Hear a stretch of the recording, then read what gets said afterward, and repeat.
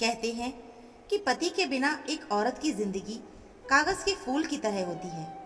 वो चाहे अपने आप को कितना भी खुश करने की कोशिश कर ले, वो अपने आप को मजबूर और बेबस समझती है। इसीलिए हर औरत भगवान से अपने पति की लंबी उम्र की दुआ मांगती है। लेकिन मैं एक ऐसी औरत हूँ जो अपने सुहाग के बगैर ही खुद को बेहतर समझती हूँ। आपको मेरी ये कहानी थोड़ी अजीब जरूर लग रही होगी और आपके मन में मेरे प्रति कई सवाल भी उठ रहे होंगे कि ये कैसी औरत है। पर कुछ भी कहने से पहले ये कहानी पूरी सुने। बचपन तो खूबसूरत होता ही है।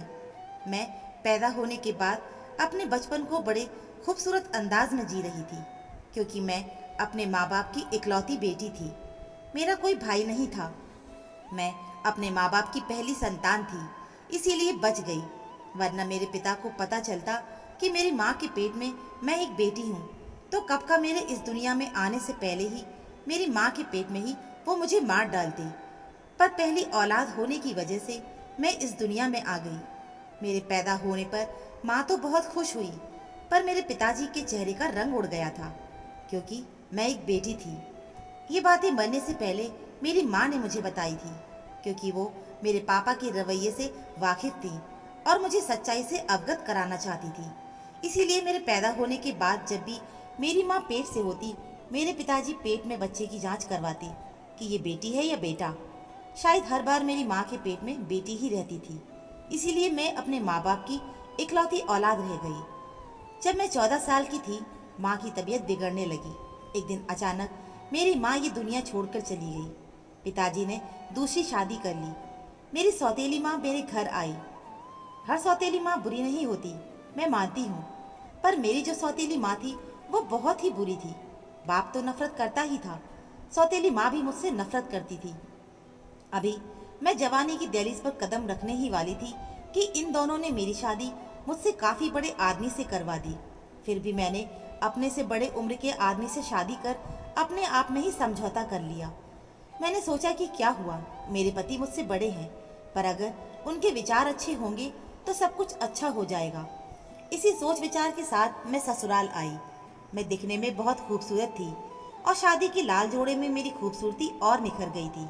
मैं सुहाग की सेज पर बैठी हुई अपने पति का बेसब्री से इंतजार कर रही थी और मन ही मन अपने पति के आने के इंतजार में दरवाजे की दस्तक को महसूस कर रोमांचित हो रही थी। काफी देर हो गई, पर विकास कमरे में नहीं आए। इंतजार के वो पल कांटों की तरह चुभने लगे। चाहे दुनिया विकास को मेरा बूढ़ा पति कहे, चाहे कुछ भी कहे, पर शादी होने के बाद मैं उनसे दिल से बहुत प्यार करने लगी थी। मैं इसी इंतजार में थी कि विकास कब रूम में आए और मैं उनसे अपने मन की बात कहूँ।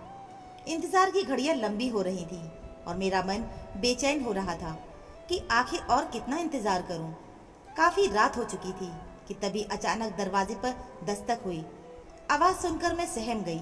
मैंने अपने घूंघट की आड़ से देखा तो विकास थे।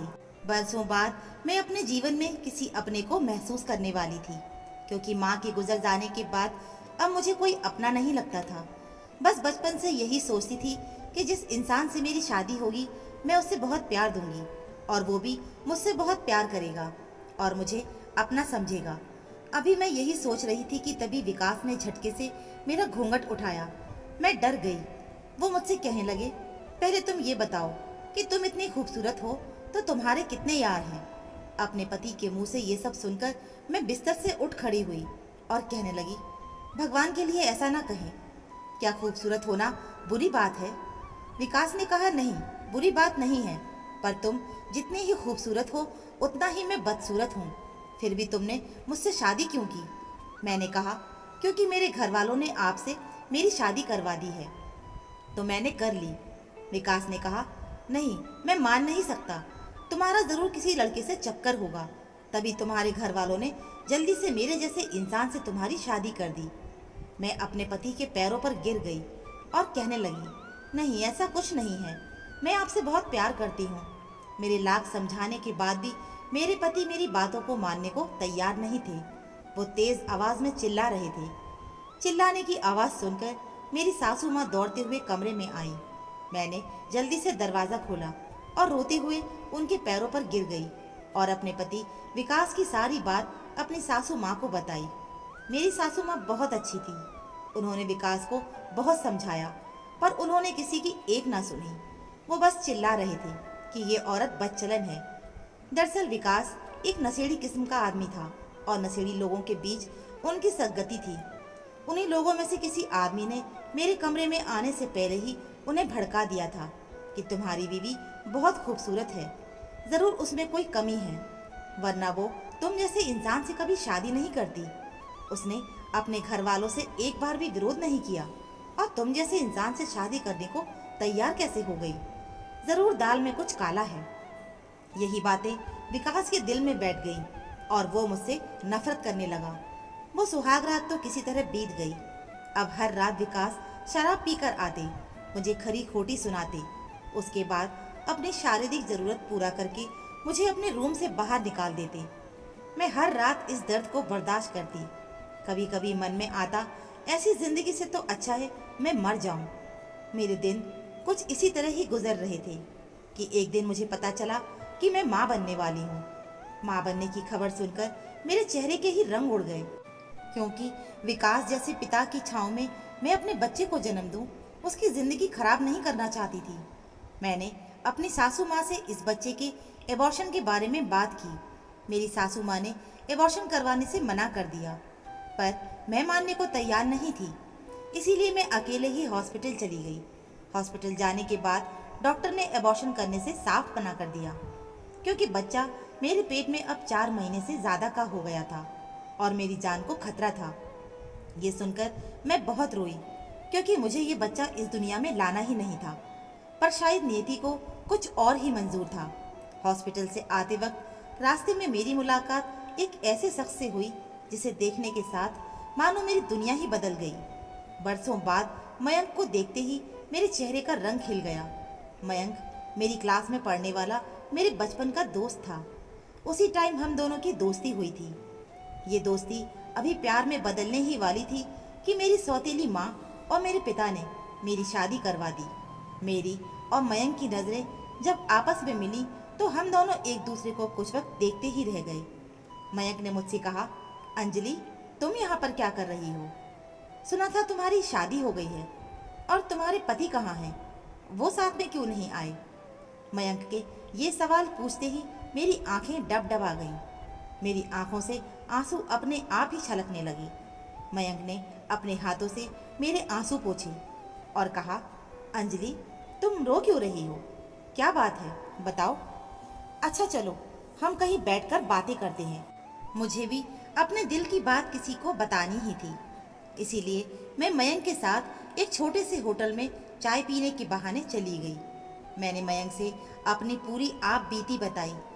मेरे बारे में मयंक ने जब सुना तो वो सन्न रह गया। वो बोला, अंजलि तुम क्लास की सबसे खूबसूरत लड़की थी और मैं तुम्हें बहुत पसंद भी करता था, पर अचानक तुम कहाँ गायब हो गई? मैंने कई लोगों से तुम्हारे बारे में पूछा तो कुछ लोगों ने बताया कि तुम्हारी शादी हो गई है।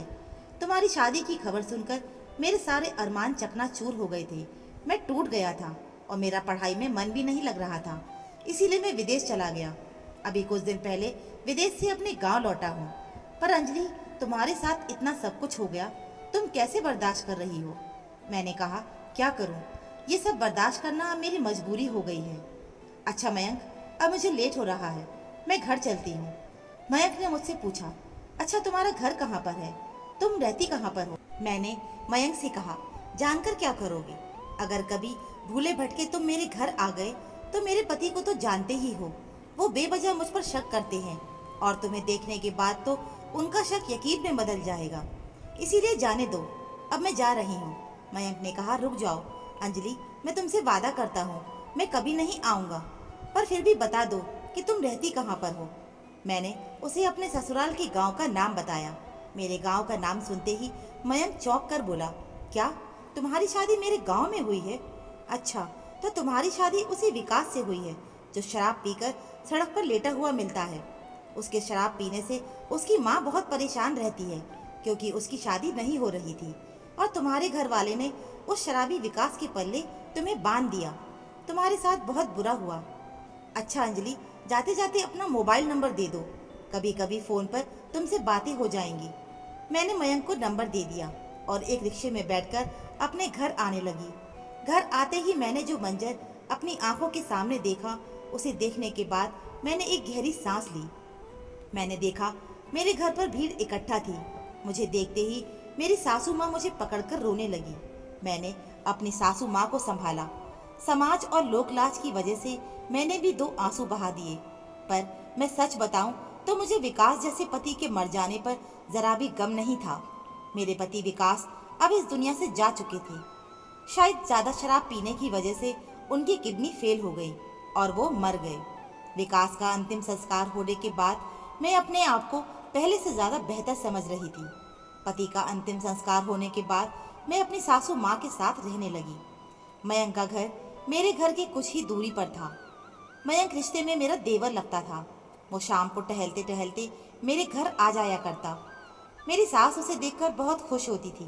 मैंने अपनी सास से मयंक के बारे में बता दिया था कि ये मेरी क्लास में ही पढ़ता था। मेरी सासू माँ को उसके आने से कोई एतराज़ नहीं था, बल्कि जब वो आता तो मेरी सास बहुत खुश रहती। मयंक बहुत अच्छा लड़का था। ऐसा नहीं कि वो सिर्फ मुझसे बात करता, वो जब भी आता वो मेरी सास के सुख दुख के बारे में भी पूछता। अगर कभी हॉस्पिटल जाना होता तो मेरी सास मयंक के साथ ही मुझे भेज देती थी। ऐसे ही किसी तरह मेरा 9 महीना बीत गया। मैंने एक लड़के को जन्म दिया। अपने पोते को देखकर सासू माँ बहुत खुश हो गई। उनकी खुशी का तो ठिकाना ही नहीं था और मैं भी बहुत खुश थी। पर शायद हमारी ये खुशियाँ कुछ ही दिनों तक टिक सकीं कि एक दिन मैं किचन में खाना बना रही थी और मेरी सासू माँ अपने पोते को मालिश कर रही थी। तभी दरवाजे पर एक दस्तक हुई। कोई हमारे घर के दरवाजे को जोर से पीट रहा था। मेरी सासू माँ और मैं इस तरह की आवाज़ सुनकर डर गए। मैंने अपनी सासू माँ से कहा, माँ जी आप बच्चे को लेकर कमरे में चले जाइए। मेरी सासू माँ मेरे बेटे को लेकर कमरे में चली गई। मैंने जाकर दरवाज़ा खोला तो देखा एक लड़की थी जो ज़ोर ज़ोर से चिल्लाते हुए मुझसे कह रही थी, अगर खैरियत चाहती हो तो मेरे भाई का पीछा छोड़ दो, नहीं तो बहुत बुरा होगा। मैंने उस लड़की से पूछा, आप कौन हैं और आप ये सब क्या कह रही हो, किसका पीछा छोड़ दूं? उस लड़की की आवाज़ सुनकर पीछे से सास भी आ गई। मेरी सासू माँ ने कहा, अरे ये तो मयंक की बहन है, क्या हुआ बेटा, तुम इतनी चिल्ला क्यों रही हो? उस लड़की ने कहा, आपकी बहू की वजह से मेरा भाई बदनाम हो रहा है, लोग उसकी बदनामी कर रहे हैं और आप कह रही हैं कि चिल्ला क्यों रही हो? मेरी सासू माँ ने कहा, देखो बेटी, मैं लोगों का मुंह तो बंद नहीं कर सकती, क्योंकि मैंने भी कुछ लोगों के मुंह से ये बात सुनी थी, पर मैंने इस बात पर ध्यान नहीं दिया और घर आकर कुछ भी नहीं बताया, क्योंकि मुझे पता था कि ये सब अफवाह है और कुछ नहीं। दुनिया चाहे कुछ भी कहे, पर मुझे अपनी बहू अंजलि पर पूरा विश्वास है। वो कोई भी ऐसा गलत काम नहीं कर सकती कि जिसे हमें शर्मिंदगी महसूस हो। मैं मानती हूँ कि मयंक और अंजलि एक क्लास में ही पढ़े हैं। मयंक हमारे घर आ जाता है और अंजलि थोड़ा उससे बातें कर लेती है, तो इसका मतलब ये नहीं कि अंजलि गलत है। अगर तुम्हें समझाना है तो जाकर अपने भाई को समझाओ। मेरे घर आकर इतना हंगामा खड़ा करने की जरूरत नहीं है। मेरी बहू तुम्हारे भाई को बुलाने नहीं जाती, वो खुद ही हमारे घर आता है, तो उसमें मेरी बहू की क्या गलती? मेरी सासू माँ के मुंह से मुंह तोड़ जवाब पाकर मयंक की बहन और कुछ अगल बगल के लोग एकदम सन्न रह गए। मयंक की बहन के पास अब कोई जवाब नहीं था कि वो आगे कुछ कहे। मेरी सासू माँ उसे यही सब सुना रही थी कि तभी मयंक और मयंक के घर वाले दौड़ते हुए मेरे दरवाजे के सामने आ गए। मयंक मेरी सास के सामने हाथ जोड़कर कहने लगा, माँ जी, अपनी बहन की तरफ से मैं आपसे माफ़ी मांग रहा हूँ। माँ जी, अगर दुनिया मेरे और अंजलि के रिश्ते को एक नाजायज़ रिश्ते का नाम दे रही है तो मैं इसे बर्दाश्त नहीं कर सकता। मैं मानता हूँ कि पहले मैं उससे प्यार करता था और प्यार करना कोई गुनाह है, वो गुनाह मैंने पहले किया था, पर जब से उसकी शादी हुई है और वो इतनी तकलीफ़ों से गुजर रही है तो उसका एक सच्चा दोस्त होने के नाते उसकी छोटी मोटी मदद कर देता हूँ और उससे 2 बातें कर लेता हूँ कि उसके चेहरे पर थोड़ी खुशी आ जाए। पर मैंने और अंजलि ने कभी भी अपने इस रिश्ते की सीमा को लांघा नहीं है, क्योंकि हम दोनों पढ़े लिखे समझदार हैं और हमें ये भी पता है कि क्या सही है और क्या गलत। पर हाँ, अगर इस रिश्ते को बदनाम कर ही दिया गया है तो अब मैं इस रिश्ते को एक जायज़ नाम देना चाहता हूँ। मैं अंजलि से शादी करना चाहता हूँ। शादी का नाम सुनते ही मयंक के घर वालों ने उसका विरोध किया और मयंक से कहा, अगर तुमने इस विधवा औरत से शादी की तो तुम्हें हम अपनी जायदाद से बेदखल कर देंगे। मयंक ने अपने घर वालों से कहा, अगर मैं अंजलि से शादी नहीं करूँगा तो वैसे भी जायदाद से बेदखल हो जाऊंगा, क्योंकि तब मैं किसी से शादी ही नहीं करूँगा। तो मुझे जायदाद मिले या ना मिले, इससे मुझे कोई फर्क नहीं पड़ता। इसीलिए माँ जी, अगर आपकी इजाज़त हो तो मैं अंजलि से शादी करना चाहता हूँ।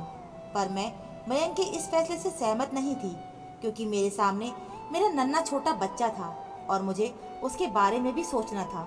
इसलिए मैंने मयंक से कहा, मुझे माफ़ करना, मैं तुमसे शादी नहीं कर सकती। मयंक ने कहा, नहीं अंजलि, ऐसा मत कहो। भगवान ने हमें दोबारा मिलने का मौका दिया है, इस मौके को खोना मत। और अगर तुम्हें अपने बेटे की चिंता हो रही है कि मैं उसका सौतेला बाप हूँ, क्या पता उसे प्यार दूंगा या नहीं, तो मैं तुमसे वादा करता हूँ कि हम दोनों का अब कोई बच्चा पैदा नहीं होगा। आज से हमारा एक ही बेटा रहेगा। मेरी सासू माँ को तो मेरे और मयंक के इस रिश्ते से कोई एतराज़ नहीं था। वो तो खुद चाहती थी कि मेरी ज़िंदगी में कोई अच्छा इंसान आ जाए और उससे मैं शादी कर लूँ। मयंक के घर वाले और गांव वालों ने शुरू में तो बहुत विरोध किया, पर मयंक के प्यार के आगे उन लोगों ने भी हार मान ली। कुछ दिन के बाद मेरी और मयंक की शादी हो गई। आज मैं फिर से सुहाग की सेज पर बैठी हुई अपने मनचाहे पति के आने का इंतजार कर रही थी। मन में एक अलग सा सुकून था। शायद मयंक ही मेरा जीवन साथी बनने के लायक था। विकास से तो मेरी शादी गलती से हो गई थी। आज मैं मयंक के साथ बहुत खुश हूँ। मेरी सासू माँ भी हम दोनों के साथ ही रहती है, क्योंकि मेरे सिवा उनका इस दुनिया में था ही कौन। जिंदगी जीने का असली मजा क्या होता है, मयंक के साथ शादी करने के बाद ही पता चला। हमारे समाज में शादियां लोग जन्म पत्रिका और कुंडली मिलाकर करते हैं, लेकिन जन्म पत्रिका और कुंडली मिलाने के साथ साथ लड़के और लड़की का विचार मिलता है या नहीं, ये देखकर अगर शादी होती तो हमारे समाज में हर शादी की उम्र बहुत लंबी होती। तो दोस्तों, उम्मीद है आपको ये कहानी ज़रूर पसंद आई होगी। मिलते हैं फिर एक नई कहानी के साथ। कहानी सुनने के लिए आपका बहुत बहुत धन्यवाद।